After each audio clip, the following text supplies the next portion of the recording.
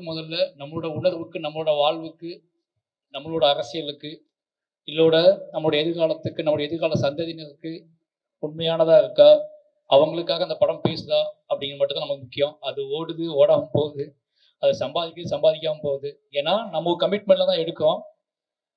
அது இந்த மாதிரி உழைக்கக்கூடிய மக்கள், விளிம்பு நிலைக்கூடிய மக்கள் கொண்டாடும் போது தான் ஒரு ஆத்மார்த்தமான நமக்கு ஒரு நிம்மதி வரும். எவ்வளவு சம்பாத்தியம் பண்ணி கொடுத்தா கூட நம்ம படம் அப்படிங்கிறது நம்மளை கைகளை இருக்க பற்றி கொள்கிற சாதாரண மனிதர்கள் நம்ம கைகளை பற்றிக்கும் போதுதான் நமக்கு நம்ம செய்கிற வேலை ரொம்ப சரியா செஞ்சுட்டு இருக்கோம் ஃபீல் வரும். எனக்கு இந்த வீதி விருது விழா வந்து அப்படிப்பட்ட விருது தான்.